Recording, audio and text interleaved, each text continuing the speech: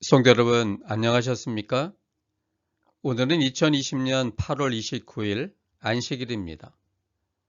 매우 소중하고 또 기억할 만한 가치가 있는 귀한 날입니다.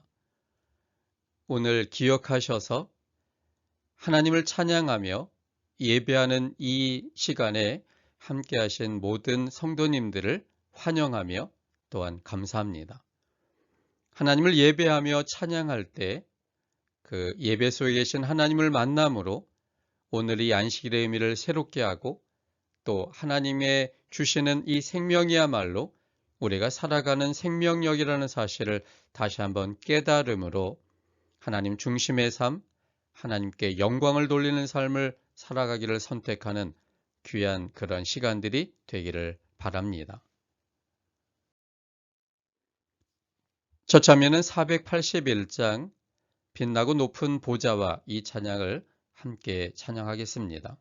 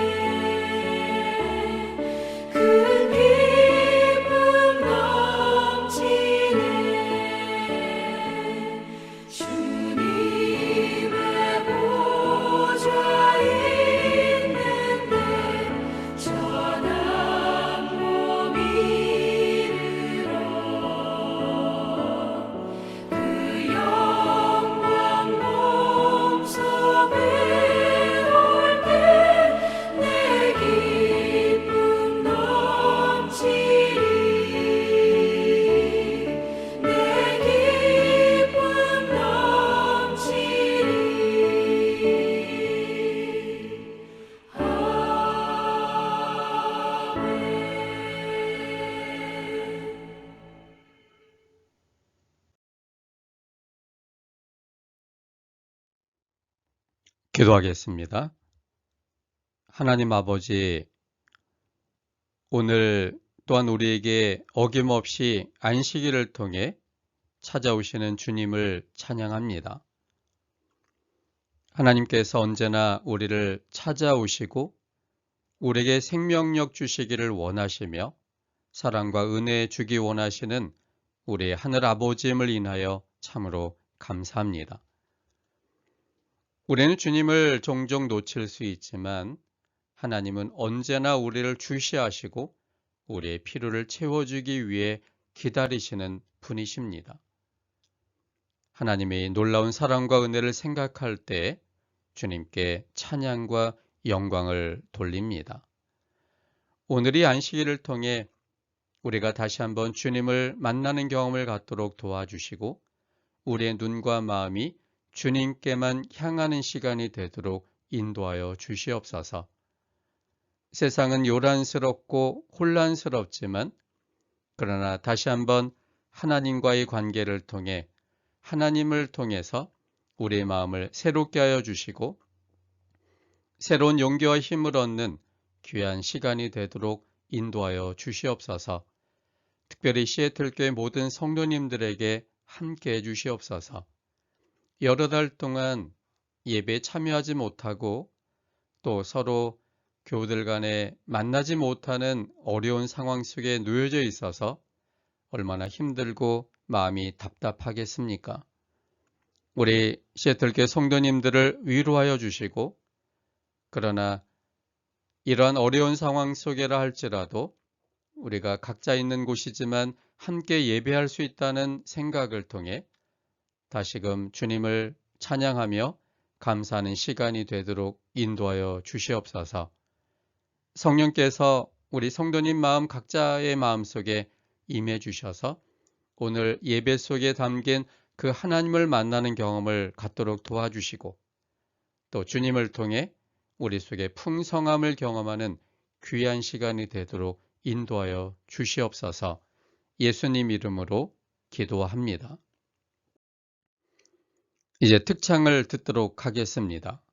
오늘 특창의 제목은 그 사랑입니다.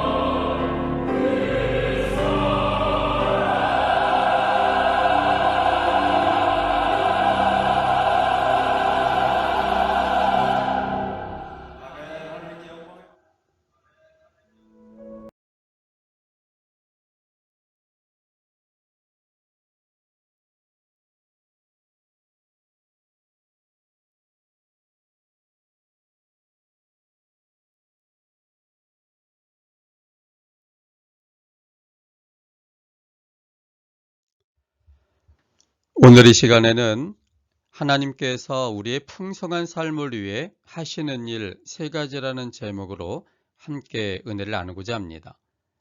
본문은 시편 23편 1절로 6절까지 있는 말씀입니다. 여호와는 나의 목자시니 내가 부족함이 없으리로다. 그가 나를 푸른 초장에 누이시며 쉴 만한 물가로 인도하시는도다. 내 영혼을 소생시키시고 자기 이름을 위하여 의의 길로 인도하시는도다. 내가 사망의 음침한 골짜기로 다닐지라도 해를 두려워하지 않을 것은 주께서 나와 함께 하심이라. 주의 지팡이와 막대기가 나를 안위하시나이다. 주께서 내 원수의 목전에서 내게 상을 베푸시고 기름으로 내 머리에 바르셨으니 내 잔이 넘치나이다. 나의 평생에 선하심과 인자하심이 정녕 나를 따르리니 내가 여호와의 집에 영원히 거하리로다. 시편 23편은 목자의 시로 불리워지는 시편 중에 제일 유명한 시 중에 하나입니다. 대부분 어렸을 때 암송했던 익숙한 시입니다. 다윗은 여호와 하나님을 이 시편을 통해 목자로 표현하였습니다. 그 후 예수님께서 이 땅에 계실 때 다윗의 표현처럼 예수님께서도 자신을 가리켜 나는 선한 목자라고 말씀하셨습니다. 목자의 의무는 양들을 풍성하게 꼴먹이고 안전하게 보호하는 것입니다. 목자가 목자의 의무를 다할 때 양이 부족함이 없는 풍성한 만족을 느끼게 됩니다. 시편 23편 1절에는 양의 만족감을 잘 표현하고 있습니다. 내가 부족함이 없으리로다. 내가 부족함이 없으리로다라는 이 표현을 다르게 표현하면 내가 풍성한 삶을 즐기고 있다라고 표현할 수 있습니다. 예수님께서 이 땅에 오신 목적 중 하나는 사람들로 하여금 풍성한 생명을 즐기게 하기 위해서였습니다. 요한복음 10장 10절에 있는 말씀을 보시면 도적이 오는 것은 도적질하고 죽이고 멸망시키려는 것뿐이요 내가 온 것은 양으로 생명을 얻게 하고 더 풍성히 얻게 하려는 것이라. 예수님께서 이 땅에 오신 목적을 예수님 스스로가 밝히셨는데 그것은 양으로 하여금 생명을 얻게 하고 더 풍성히 얻게 하려고 이 땅에 오셨다라고 말씀하셨습니다. 이처럼 우리들이 풍성한 생명을 즐기는 것은 우리 주님께서 매우 관심 있어 하는 부분입니다. 뿐만 아니라 하나님께서 사람을 만드신 목적도 바로 풍성한 생명을 즐기며 하나님의 영광을 반사하고 기쁨 속에 살도록 한 것이었습니다. 그것이 사람을 이 땅에 창조하신 하나님의 목적이었습니다. 그런데 죄가 이 모든 것을 바꾸어 버렸습니다. 죄는 풍성한 생명을 즐기기보다는 조잡한 죄악에 탐닉하게 되고 하나님의 영광을 반사하기보다는 사람 자신의 영광을 드러내고 싶어하고 기쁨보다는 두려움과 전전긍긍한 삶을 살게 만들었습니다. 이런 모습은 하나님께서 기대하셨던 모습이 아니었습니다. 하나님께서는 우리가 예수님 안에서 풍성한 생명을 즐김으로 내가 부족함이 없다라고 고백할 만한 삶을 살기를 원하시고 기대하셨습니다.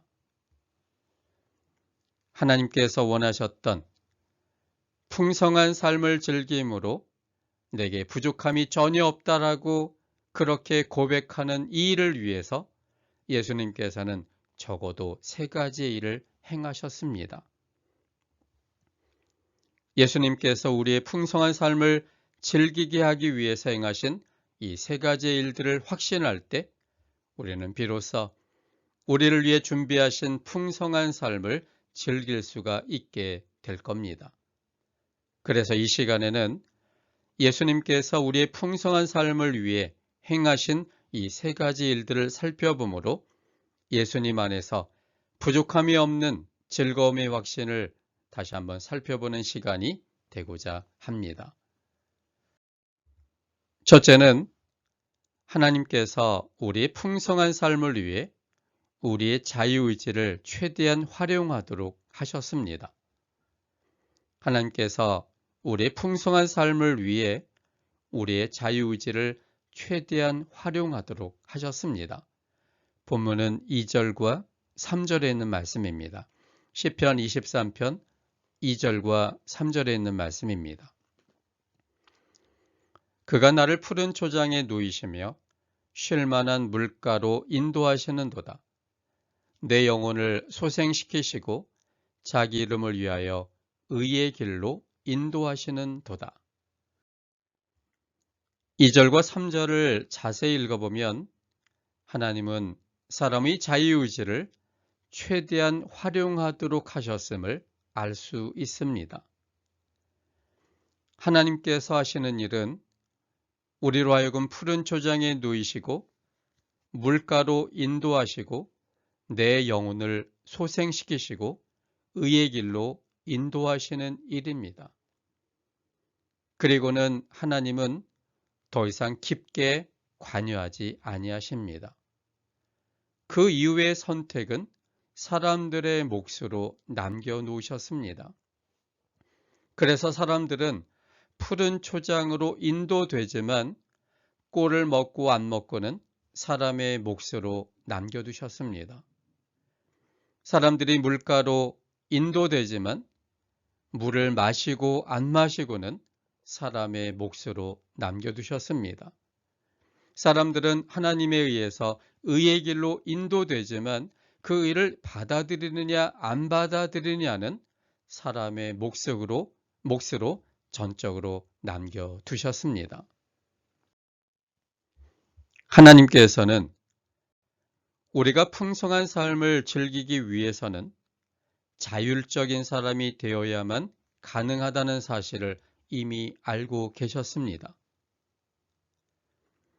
음식이 우리 몸에 필요하지만 강제로 먹으라고 하면 오히려 먹기가 싫어질 것입니다.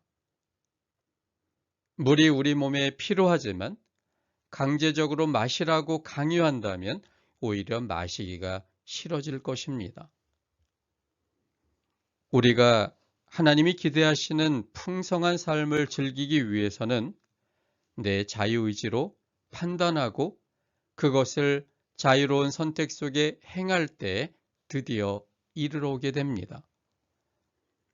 그래서 하나님께서는 사람의 행복을 위해서 사람을 처음 만들 때부터 자유의지를 통해 판단하고 선택할 수 있는 자율적인 인간으로 만드셨습니다.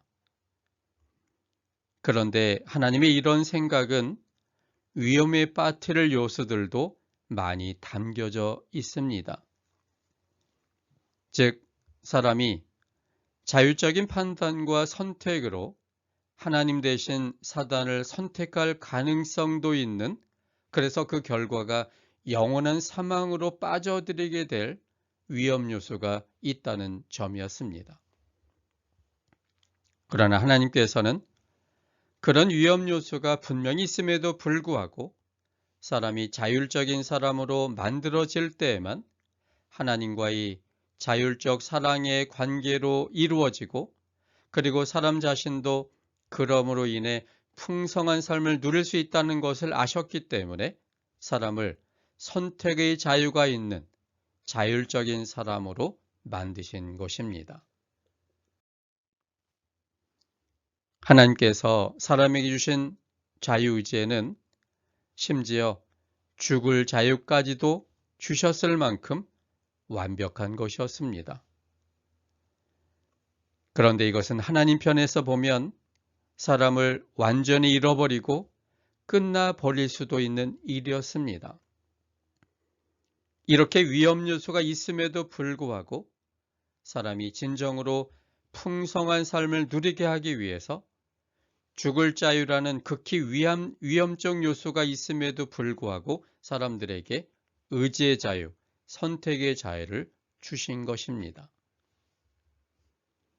저는 하나님께서 저에게 의지의 자유를 주셨다는 사실이 매우 감사하고 참으로 좋습니다.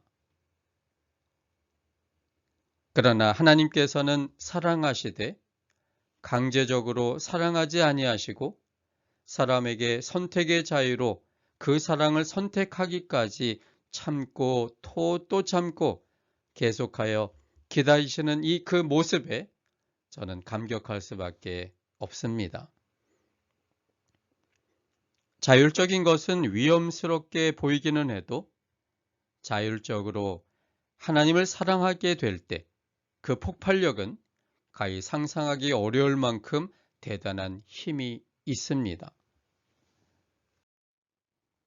누가복음 15장 11절부터 나오는 탕자의 비유에서 첫째 아들과 둘째 아들 중에 누가 더 아버지의 사랑과 연결되어진 아들일까요? 둘째 아들은 아버지의 사랑을 깨닫지 못하여 미리 유산을 요구해서 받은 이후에 그의 자유대로 선택하여 외국에 가서 허랑방탕하다가 거지가 된 후에야 하나님의 사랑을 자기의 자유의지로 선택함으로 되돌아오게 됩니다. 반면에 큰아들은 외견상 집도 나가지 않았고 그에게 정해진 일에 충실한 것처럼 보였지만 아버지의 사랑을 알지도 못했고 스스로 만든 강제화 속에 집에서 그저 충성을 다한 채, 그러나 마음속에서는 불만이 가득한 채 그저 재미없는 삶을 살고 있었습니다. 큰아들은 아버지와의 사랑의 관계는 전혀 인식도 하지 못한 채 살았습니다. 누가복음 15장 25절부터 30절까지 보면 이 사실들을 더 잘 알 수 있습니다. 28절에 보면 이 아들은 노하여 들어가기를 즐겨 아니했다고 그랬고, 또 29절에도 보면 내가 여러 해 아버지를 섬겨 명의 어김이 없거늘 그렇게 표현했습니다. 즉 사랑의 관계가 아닌 스스로 만든 강제화에 그는 충성을 다하고 있었던 사람이었습니다. 그러나 아버지의 사랑을 알지 못하여 아버지의 사랑을 선택하여 찾아온 둘째 아들을 위해 잔치하는 것을 그는 이해하지를 못했습니다. 큰아들이 그동안 집을 나가지 않았던 이유는 아버지와의 사랑의 관계로 인한 것이 아니라 그가 스스로 만든 충성심 때문이었습니다.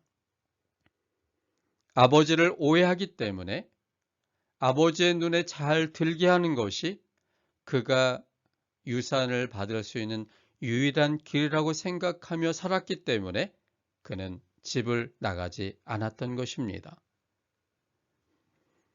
아무리 충성스러운 그 마음이 있다 할지라도 그 속에 사랑이 없는 충성은 제대로 된 충성도 아니고 또한 사랑이 없는 충성은 곧 시들해져 버리게 됩니다. 그는 그의 충성의 한계가 이미 지나버린 사람이었습니다. 그러나 그것을 하지 않을 때의 그 불안감 때문에 그는 어쩌지 못하여 여전히 똑같은 모습을 볼 수밖에 없는 아들이었습니다. 그 아들의 삶은 절대로 행복한 삶이 아니었습니다. 마음에 기쁨도 없고 행복도 없고 풍성함도 즐기지 못하는, 그저 그렇게 하지 못하면 안 될 것 같은 두려움 속에 살아가는 매우 불안정해 보이는 삶이었습니다. 그래서 그는 아버지가 돌아온 둘째 아들을 위해 잔치를 베푸는 것을 이해할 수가 없었습니다. 이해할 수 없었을 뿐만 아니라 화가 났습니다. 너무나 화가 나서 집에 들어가기도 원치 않았던 아들의 모습이었습니다. 그 삶은 절대로 행복한 삶이 아닙니다. 하나님께서는 우리의 자유의지를 통해 하나님을 알고 하나님과 교제하고 그래서 그 하나님의 사랑에 반응하는 사랑의 관계 속에 들어오기를 기다리시는 하나님이십니다. 자율적인 사랑의 관계로 그 사랑의 풍성함을 통해 최고의 삶을 즐기기를 하나님께서는 원하십니다. 이 원칙은 지금도 여전히 우리에게 제시되는 불변하는 원칙입니다. 우리의 삶을 되돌아보면 하나님께서 당장 우리를 정신 차리게 어떤 조치를 취했을 것 같은 일들이 많이 있을 것입니다. 그러나 하나님께서는 오랫동안 참으셨습니다. 억지로 참고 계시는 것이 아니라 변하지 않는 큰 사랑으로 더 큰 은혜를 주시면서 계속 호소하시면서 우리의 자유의지를 통해 하나님의 사랑을 선택하도록 지속적으로 은혜와 사랑을 아낌없이 끝없이 계속하여 주시고 계신 것이었습니다. 하나님의 사랑에 대하여 감동함으로 그 하나님을 선택할 때 우리에게는 최고의 기쁨과 풍성한 삶이 있게 됩니다. 그러한 선택을 위해 하나님께서는 끊임없이 죄가 많은 곳에 은혜를 더 주신 하나님의 품성대로 우리에게 더 큰 사랑을 주시면서 기다리고 계셨던 것입니다. 하나님께서 우리에게 주시는 선택의 자유가 우리에게는 최고의 선물입니다.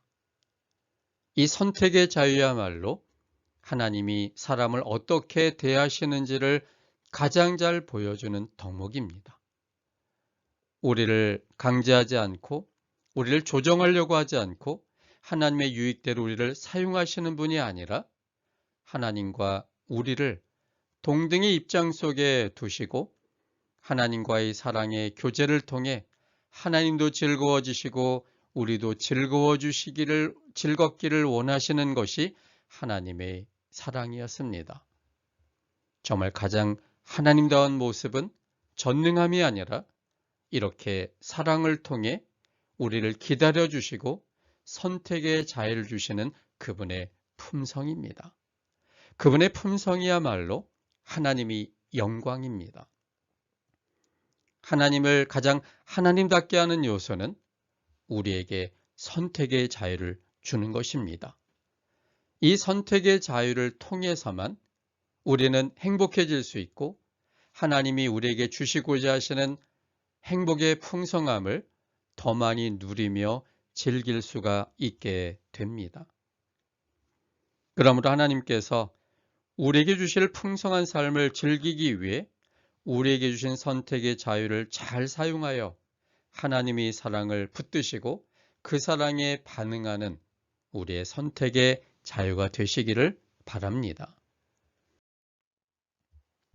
둘째는 하나님께서 우리의 풍성한 삶을 위해 우리와 언제나 함께 계십니다. 4절에 있는 말씀입니다. 내가 사망의 음침한 골짜기로 다닐지라도 해를 두려워하지 않을 것은 주께서 나와 함께 하심이라. 주의 지팡이와 막대기가 나를 안위하시나이다. 우리의 삶이 진정으로 풍성할 수 있는 근거는 하나님께서 우리와 함께 계시기 때문입니다. 하나님께서는 언제나 우리와 함께 계십니다. 4절에서는 내가 사망의 음침한 골짜기를 다닐지라도 하나님께서 나와 함께 계신다라고 기록하고 있습니다. 죽음에 놓여진다 할지라도 그 최고의 위험하고 간절한 순간에도 하나님께서는 언제나 그랬던 것처럼 우리와 함께 계십니다. 하나님께서 함께 계심이 보장되지 않는 삶은 풍성한 삶을 보장받을 수 없습니다.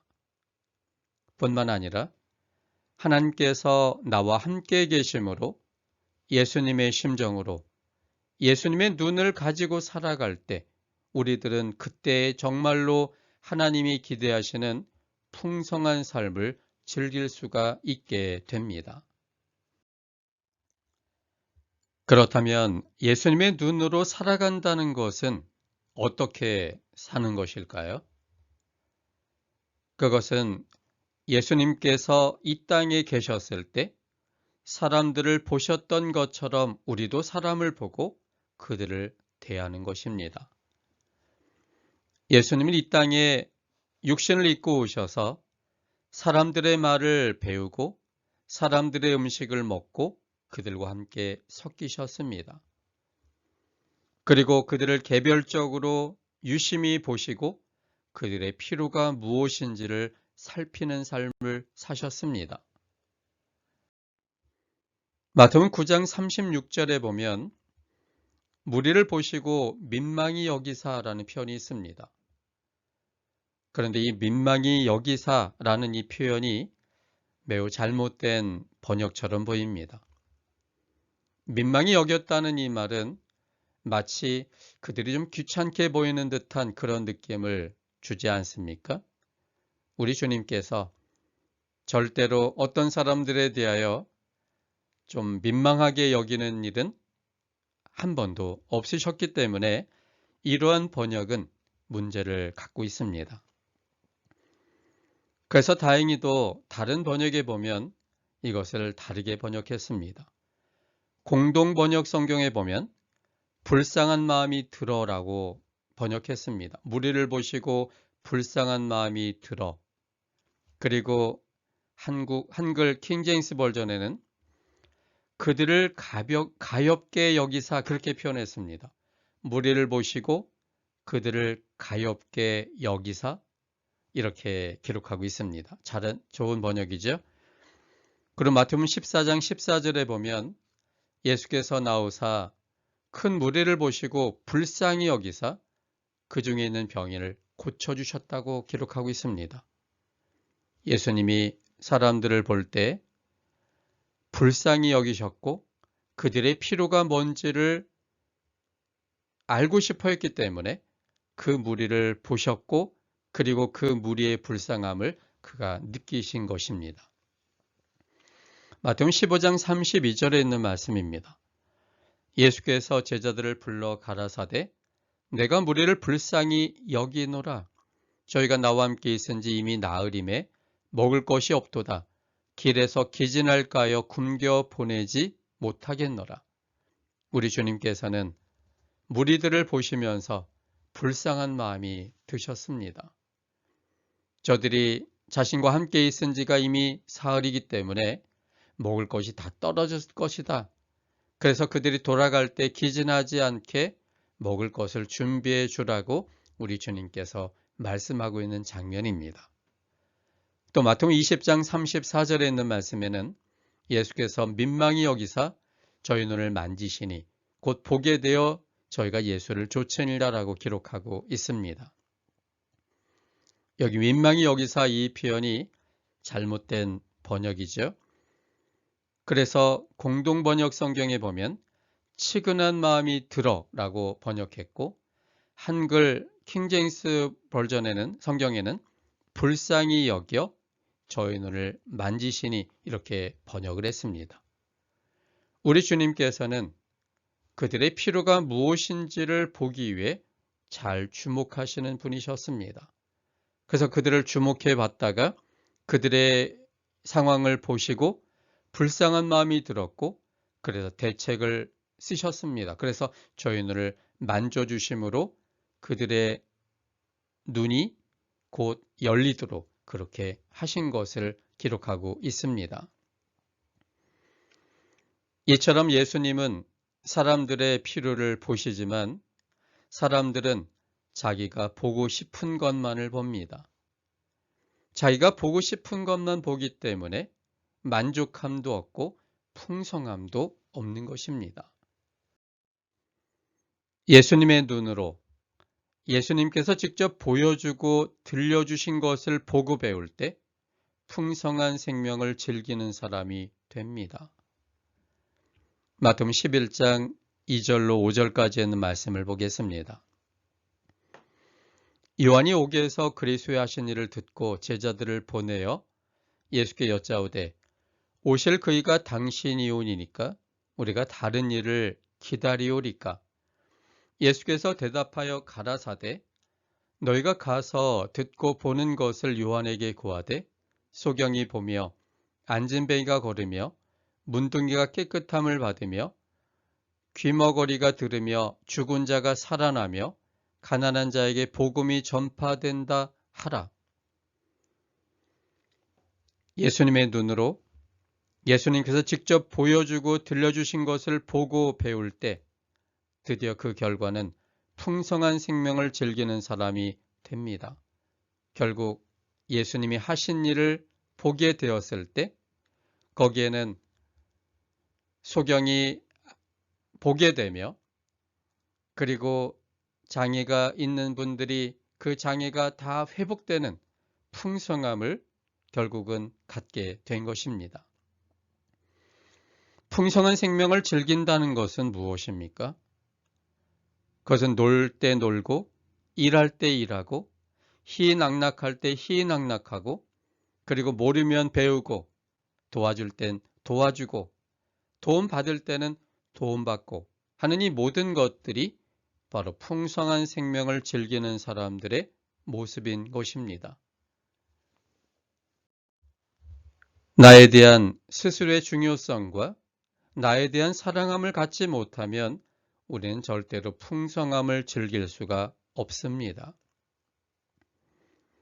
참된 겸손이란 나를 어떤 사람보다 낮추는 것이 아니라 나는 가만히 내 자존감을 갖고 있는 상태 속에 다른 사람의 좋은 면을 보고 그를 높이는 것이 성경이 말하는 참된 겸손입니다. 빌립보서 2장 3절 말씀입니다. 오직 겸손한 마음으로 각각 자기보다 남을 낮게 여기고 겸손한 마음의 모습이 기록되어 있지 않습니까? 겸손한 마음은 각각 자기보다 다른 사람을 높이는 것이 그것이 겸손의 모습이라고 바울은 말하고 있습니다. 나를 잃지 않고 나의 소중함을 스스로 인정하여 자존감을 가진 상태 속에 남의 장점을 찾아내고 칭찬하고 높여주는 것, 그것이 진정한 겸손의 모습입니다. 지나치게 남과 비교하여 열등감을 갖게 될 때는 풍성한 생명을 누릴 수가 없게 됩니다. 나 자신이 제일 중요하고 내 자신에 대한 자존감을 회복할 때 상대방도 존중할 수 있고 배려할 수 있습니다. 내 이웃을 내 몸과 같이 사랑하라는 말씀을 우리는 눈여겨 보아야 합니다.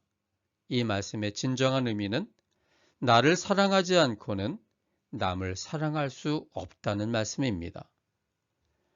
남편의 신임을 받지 못하는 아내가 자녀들에게 화풀이하고 아내의 존경을 받지 못하는 남편이 밖에서 반드시 사고를 칩니다. 내 자신에 대한 사랑과 중요성을 인식할 때 다른 사람들에게도 장점을 보고 칭찬함으로 겸손해질 수 있습니다.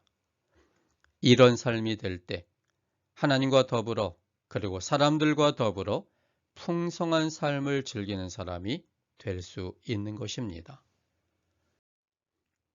셋째는 하나님께서 우리의 풍성한 삶을 위해 우리에게 평생 동안 넘치는 복을 주십니다. 5절로 6절까지 있는 말씀입니다. 시편 23편 5절로 6절입니다. 주께서 내 원수의 목전에서 내게 상을 베푸시고 기름으로 내 머리에 바르셨으니 내 잔이 넘치나이다. 나의 평생의 선하심과 인자하심이 정녕 나를 따르리니 내가 여호와의 집에 영원히 거하리로다. 하나님은 우리의 풍성한 삶에 대한 영원한 보장이십니다. 하나님께서는 내게 상을 베푸시고 기름을 바르시고 나의 평생의 선하심과 인자하심으로 이끄시겠다고 우리에게 약속하셨습니다. 틀릴 수 없는 하나님의 말씀이 보증되지 못했다면 우리는 풍성한 삶을 누릴 수 없었을 것입니다. 그러나 하나님께서는 우리 평생의 선하심과 인자하심이 늘 함께 하실 것에 대해서 보증해 주셨습니다. 우리의 길을 뒤돌아보면 비록 그 당시에는 잘 알지 못했지만 시간을 놓고 지내보면 역시 하나님께서 그때 잘 인도하셨음을 확신하게 됩니다. 그 당시에는 전혀 알지 못합니다. 그러나 시간이 한참 지난 다음에 과거의 그 사건을 가만히 생각해 보면 그때 하나님은 가만 계신 것이 아니라 하나님의 계획에 따라 가장 좋은 것을 준비해 뒀다가 하나님이 보실 때 가장 적합한 그때에 그 일을 행하심으로 우리의 그 힘들었던 일을 벗어나게 하셨음을 우리가 경험하게 됩니다. 그렇다면 지금 혹 어려움과 힘에 겨운 난관이 있다 할지라도 결국 하나님께서 선하심과 인자하심으로 우리의 삶을 이끄신다는 확실한 신뢰심이 있다면 지금 우리가 경험하는 고난과 역경도 이길 수 있는 힘을 하나님으로부터 얻게 될 것입니다. 하나님께서는 우리 편이십니다. 하나님은 내 편이십니다. 이 세상에 나 혼자만 있는 것처럼 하나님이 우리 자신들을 대하십니다. 그래서 우리의 필요를 채워주시고 원수 앞에서도 하나님 자신의 피를 담보로 우리를 높여주시고 사단 앞에서도 하나님의 백성 되심을 보증해 주십니다. 하나님께서는 우리 평생에 주님의 선하심과 인자하심으로 우리를 이끌어 주십니다. 이 사실을 우리가 확신할 때 우리는 그동안 경험해보지 못한 풍성한 삶을 하나님 안에서 누리는 사람이 될 것입니다. 여기에는 연습이 필요합니다. 하나님의 선하심과 인자하심이 지금 당장 보여주지 않아도 보여지지 않는다 할지라도 하나님께서 우리에게 그동안 해오셨던 선하심과 인자하심을 기억해내므로 지금도 여전히 똑같은 모습으로 우리를 이끌 거라는 확신을 우리가 연습하는 일이 필요합니다. 긍정적으로 철저히 더 많이 확신할수록 우리의 삶은 더욱더 풍성해질 것입니다. 지금의 상황이 힘들고 암울해 보여지고 우울하게 느껴진다 할지라도 하나님께서 평생 동안 인도하신 선하심과 인자하심을 경험하고 또 그것을 기억해내고 그렇게 인도하실 거에 대하여 확신한다면 지금 우리의 이 모습에 대하여 우리가 매몰되지 않고 넉넉히 벗어나서 새로운 풍성함을 즐기는 사람이 될 수 있는 것입니다. 그러므로 우리는 하나님을 잊지 않는 일이 중요합니다. 그 하나님에 대하여 신뢰하는 일이 필요합니다. 그런데 그 신뢰가 우리 힘으로 할 수 있는 일이 아니기 때문에 우리는 주님을 바라볼 필요가 있는 것입니다. 말씀 속에 계신 그 하나님을 다시 한번 생각할 때 우리에게는 그분에 대한 신뢰의 마음이 생기는 것입니다. 그분께서 우리에게 베푸신 사랑의 모습들을 다시 한번 떠올릴 때, 그리고 그 사랑에 감동될 때 우리에게는 그분에 대한 신뢰의 마음이 만들어집니다. 그분을 신뢰하게 될 때 우리는 지금의 현재의 어떠함에 상관없이 풍성함을 누리며 즐기는 사람이 되는 것입니다. 현재나 미래의 염려나 역경을 앞질러 생각하면 우린 풍성한 삶을 즐길 수가 없습니다. 현재나 미래의 염려나 역경을 미리 생각하지 말고 다만 지금 내가 향유할 수 있는 기능들을 즐기면 좋겠습니다. 건강하게 내가 살고 있다는 이 사실, 이것은 풍성한 삶을 즐길 수 있는 거리들입니다. 찬미가의 곡조를 보고 입을 크게 벌려 소리내어 찬미할 수 있다는 사실, 또한 성경을 읽을 수 있는 시력이 내게 아직도 있다는 것, 또 나를 보고 사람들이 반갑다고 인사를 건네는 것, 속썩여도 남편이 옆에 있고 아내가 옆에 있다는 것, 지금 내가 향유할 수 있는 것들이고 그것을 소중히 여기고 즐길 때 우리의 삶은 더욱더 풍성해집니다. 하나님께서 나에게 평생 복을 주신다는 하나님의 약속을 신뢰하게 되기를 바랍니다. 그 약속을 신뢰하면 우리의 삶을 하나님께서 풍성하게 이끄심을 경험하게 될 겁니다. 그러므로 우리 마음에 스스로에게 말씀해 주기를 바랍니다. 나는 이미 복받은 사람이다. 이미 모든 가진 것들을 이제 즐겨야 되겠다. 하나님께서 책임진다. 이러한 작은 속삭임을 우리가 우리 자신에게 할 때 그것은 오늘을 풍성하게 즐기는 중요한 이유가 됩니다. 우리의 확신이 우리로 하여금 우리 속에 있는 풍성한 삶을 즐기게 만듭니다.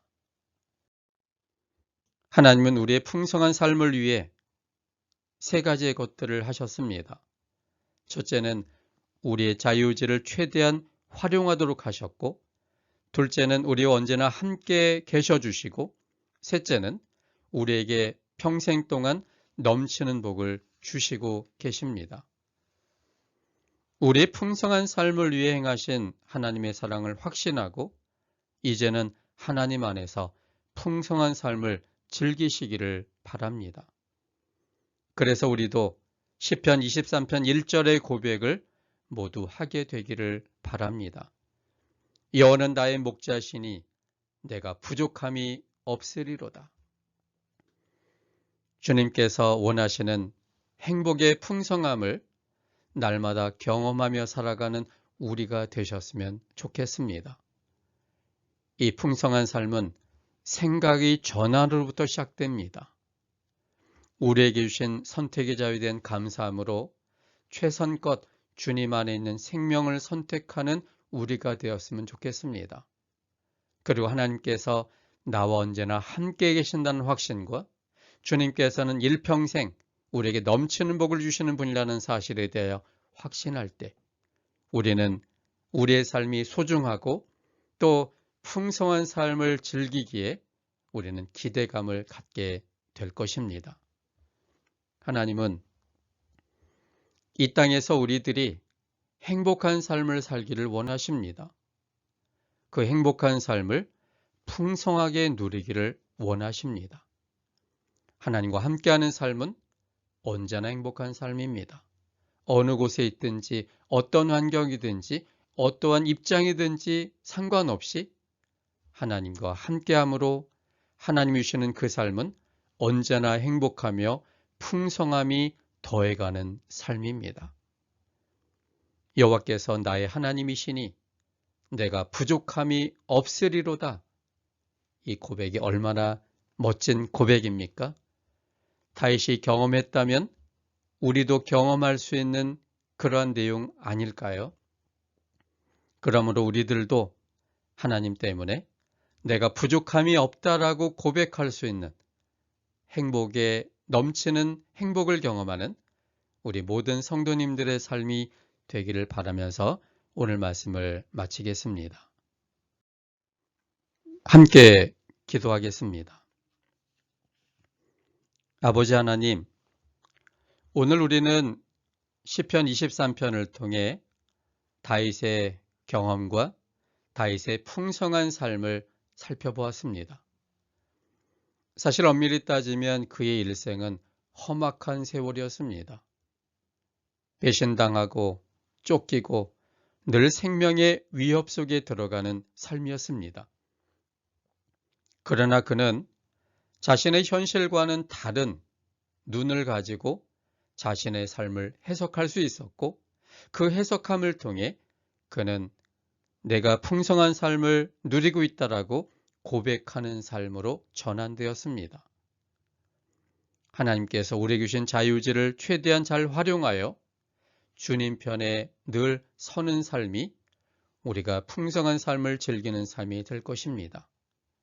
하나님이 언제나 우리와 함께 계심에 대해 확신할 때, 그리고 하나님께서는 지금까지 그렇게 하셨던 것처럼 나의 모든 삶에 있어서도 평생 동안 넘치는 복을 주시는 하나님이라고 확신할 때 우리는 우리의 삶을 긍정적으로 바라보고 풍성한 삶을 즐기는 삶을 살게 될 것입니다.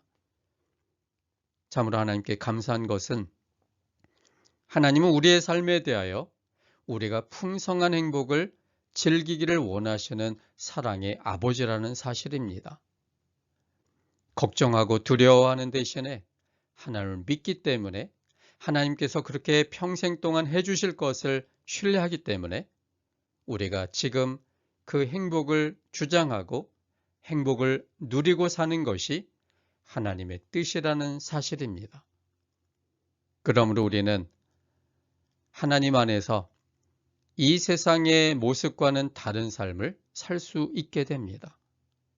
주님께서 원하시는 풍성한 삶을 이제는 누리며 살아가는 우리가 되도록 하나님께서 인도하여 주시옵소서. 그래서 여호와께서 나의 하나님이시니 내가 부족함이 없다라고 고백할 수 있는 귀한 우리의 삶이 되도록 도와주시옵소서. 그렇게 고백하게 만드는 하나님께 감사드리오며 예수님 이름으로 기도합니다.